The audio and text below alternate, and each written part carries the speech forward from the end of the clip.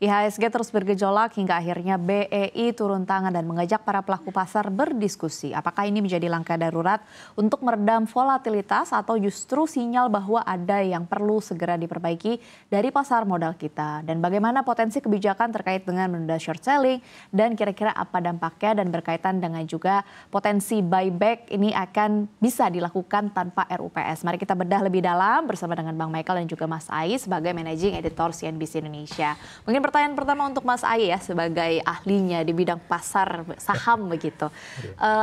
BEI yang akhirnya mengumpulkan baik pertemuan dengan OJK juga dilibatkan dan juga bersama dengan taipan-taipan terkemuka di Indonesia. Sebenarnya kalau dilihat dari isinya kita sudah menyaksikan kemarin, tujuan utamanya itu apa? Apakah memang murni karena respons terkait dengan volatilitas IHSG atau sebenarnya ada tujuan lain? Silakan. Ya sebenarnya sih kalau kita lihat itu kan IHSG itu kan terdiri dari hampir 1.000 saham ya atau emiten gitu ya. Namun yang menguasai pasar secara market cap itu kan memang saham-saham konglomerat ya. Nah ini relate banget dengan acara kemarin yang diundang ini para konglomerat yang biasanya memang saham-sahamnya ini menggerakkan IHSG gitu ya. Kalau kita lihat gitu ya, CNBC juga hari ini melihat gitu ya, kemarin itu yang diundang konglomeratnya itu, kalau kita hitung kalkulasi ya market cap perusahaan-perusahaan mereka itu hampir 1.000 triliun gitu ya, 950 triliun kurang lebih gitu. Dan inilah yang biasanya justru membuat IHSG itu bergerak gitu ya, dan cenderung naik gitu. Nah, belakangan ini kan kalau kita lihat saham-saham konglo ini juga banyak turun ya. Mungkin ada juga beberapa yang dijual gitu ya oleh asing atau investor retail dalam negeri gitu. Nah mungkin dari Bursa dan OJK harapannya mengundang para konglo ini duduk bersama mencari solusi dan juga mungkin ya harapannya bisa membantu gitu ya, untuk menjaga penurunannya atau volatilitas IHSG ini bisa nggak terlalu dalam lagi gitu ya. Karena secara kemampuan keuangan, secara market cap mereka sangat mungkin gitu ya untuk menjaga stabilitas dari IHSG itu sendiri. Gitu. Karena mereka bisa dikatakan tulang punggung dari IHSG secara konsolidasi secara keseluruhan. Ya, secara market cap mereka yang menguasai IHSG gitu ya. Oke. Gitu. Mereka menguasai IHSG dan akhirnya langsung terlihat begitu. Di hari pertemuan digelar IHSG menguat bahkan hampir 4%. Secara intraday bahkan lebih dari 4% begitu. Tapi di hari ini kembali anjlok 2%. Istilahnya seperti lompat kodok begitu dan naik. Akhirnya turun lagi meskipun memang untungnya penurunannya tidak se-ekstrim minus 4% begitu ya. Lantas masih berada di level yang 6.400, 6.500 kalau tidak salah. Nah kalau dilihat dari ini apa yang bisa diambil?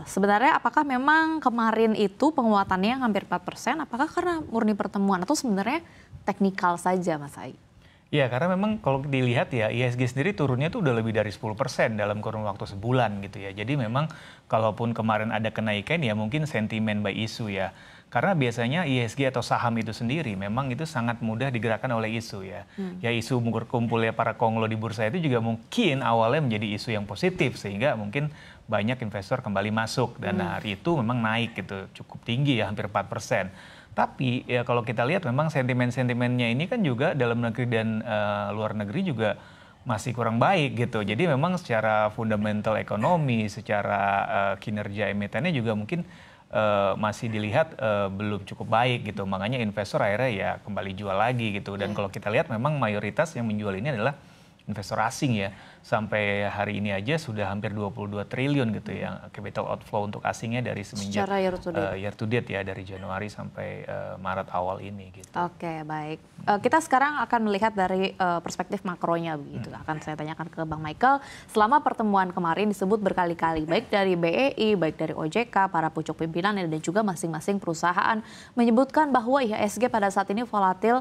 Satu-satunya alasan adalah terkait dengan tekanan dari global. Nah kalau kita breakdown begitu tekanan dari global ini kan ya siapa lagi kalau bukan Presiden Amerika Serikat Donald Trump dengan isu-isu dan juga ancam-ancam tarif perdagangannya yang bahkan sudah ada yang diputuskan untuk diterapkan pada hari ini. Nah pertanyaan saya ke Bang Michael, apakah memang dari penerapan tarif dagang yang diterapkan oleh Presiden Donald Trump terhadap beberapa negara ini memang berpengaruh terhadap IHSG kita dan sebenarnya korelasinya itu seperti apa? Iya, kalau dilihat memang dari seluruh negara, memang kondisi marketnya memang lagi buruk gitu ya, efek dari keputusan Donald Trump gitu. Dia menerbitkan tarif baru untuk Kanada dan Meksiko dan penambahan untuk China gitu. Dan memang di sini terlihat sangat jelas gitu ketika dari Amerika Serikat sendiri marketnya merah dan diikuti Asia dan termasuk Indonesia juga mengikuti pergerakannya gitu. Nah, tapi kalau memang dari sisi sentimen luarnya kita tidak bisa mengintervensi gitu ya, harus menerima saja gitu. Tidak bisa kita kontrol. Tidak bisa dikontrol gitu. Cuman memang yang perlu diperhatikan memang isu-isu yang ada di dalam negeri gitu. Banyak sekali isu-isu yang menjadi concern dari para investor gitu. Termasuk pertemuan kemarin memang bagus gitu ya. Diharapkan ada komunikasi dan mungkin sebaiknya ada keputusan yang bisa dieksekusi dalam waktu dekat gitu. Kalau kemarin belum ada keputusan ya sayang banget gitu. Sementara kita ketahui itu hadir para konglo gitu yang tentunya bisa banyak membantu gitu. Nah, di beberapa riset dilihat juga memang fokus investor tertuju pada dua hal, terutama yang pertama itu fiskal gitu. Ada satu lembaga riset yang menerbitkan analisanya menyebutkan ketergantungan pembiayaan pertumbuhan ekonomi terhadap fiskal itu masih cukup tinggi gitu. Makanya dengan efisiensi kemarin itu dikhawatirkan defisit fiskal itu bisa melebihi 3%. Itu juga menjadi concern gitu. Nah, di sini walaupun pemerintah sudah berulang kali menjelaskan tentang efisiensi, mungkin yang masih menjadi keraguan investor ketika itu diefisiensikan, penempatannya untuk apa itu juga harus dipertegas gitu dan harus diperjelas gitu. Ini juga untuk menentukan arah investornya ke depan seperti apa gitu. Karena kalau udah lewati 3% gitu, tentu itu tidak sudah melewati batas dari undang-undang. Terus yang kemudian memang yang menjadi isu publik juga soal dana antara gitu ya. Dana antara itu kita sempat berbincang mengenai hal ini. Memang secara konsep sudah disiapkan dengan cukup baik. Hanya saja memang komunikasi untuk publiknya dan investor itu cukup buruk gitu. Kita tidak bisa menafikan karena udah beberapa hari memang tidak ada penjelasan yang secara jelas gitu atau secara rinci tentang apa yang mau dilakukan dana antara dalam waktu dekat ataupun dalam waktu menengah gitu. Ini yang masih menjadi pertanyaan bagi banyak investor gitu. Kalau itu bisa dijelaskan dengan lebih baik gitu, diberi pemahaman pada investor, tentu panik ataupun semacam tidak akan terjadi di market.